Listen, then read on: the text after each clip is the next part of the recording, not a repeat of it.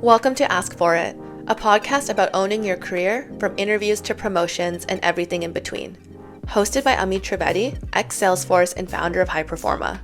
Every week we get into the mindset, strategy, and confidence it takes to grow on your own terms.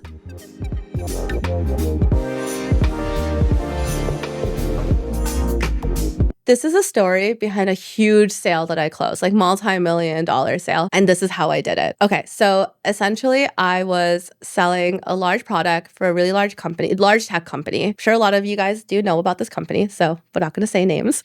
Anyways, we were having trouble getting into this account. They were the first ones for us, so a net new logo. And the way I sold the sale was actually so random. So I started talking to one of our champions at this company, and we were talking. She was based in the US, I'm based in Toronto. And just by chance, she was coming to Toronto with her son. And I actually was not in Toronto at the time, but I just felt this thing. I was like, you know what? I need to make this experience as amazing as possible for her. And so I told her, I'm like, go to our head office at the time, whatever company I was working at. And I sent swag over. I called the office coordinator and I said, look, her son's coming. Do you have any kid kits for them to use? Can you give them a tour? And they were like, I mean, we don't do this. Can you ask one of your colleagues or someone to do it? And I started asking around, but no one was going to do it. And people were traveling. I wasn't even in the country. So I just asked her, I'm like, please, just do this for me. And she did. And afterwards, I was traveling. I just didn't know what was happening. I come back home. I got onto my laptop. And this client is like, I want to work with her.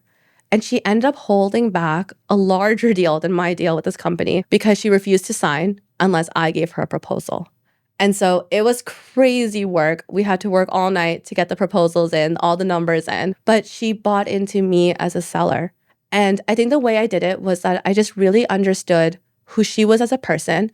I understood her influence in the company as well, because that's very important. You can't just do this to anybody in the company if they're not reporting up to the person who owns the budget, essentially. And so I understood all of that. Just from talking to her I think we only had one call before on Zoom. She wasn't even on camera, but she kept talking about her son and how he's so important to her. And she was just telling me stories about it and how she was always traveling for work and never gets to bring him. And this was the one time she got to bring him. And I asked her a question. I'm like, oh, so are you going to go to Ripley's or the CN Tower? She's like, no, we don't have time for all that. We're still at work. And so I just remembered all these little facts. And so when I had that feeling, I'm like, okay, she's coming to Toronto. Her son's super important for her. This is how I'm going to build my connection. And that's how I close the sale. Because in the end, sales is a people business. It's all about relationship building. It's about just understanding what your client actually needs. And in the end, we were actually a much pricier option for her. She did have other people on the table, but she still chose us. And so that was a lesson to me and to everybody that in the end, yes, price can be a big blocker, right? For different companies, there's always someone who's going to undercut you. But if you come in with the relationship, you come in authentic, and you come in with your true selling style, then you can still come on top. And that's how I closed one of the biggest deals that I've ever done in my career. And they continued to be a client. So the deal kept growing and growing every single year. And they were bought into us. They were bought into me.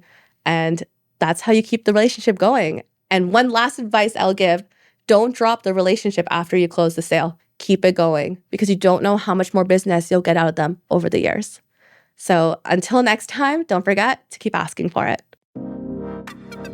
Thank you for listening to Ask For It. If this episode was helpful, I'd love if you subscribed and shared it with someone who needs to hear it. And if you're ready for a bit more support, I do offer one-on-one coaching. The link's in the show notes if you want to check that out. Until next time, keep showing up and don't forget to ask for it.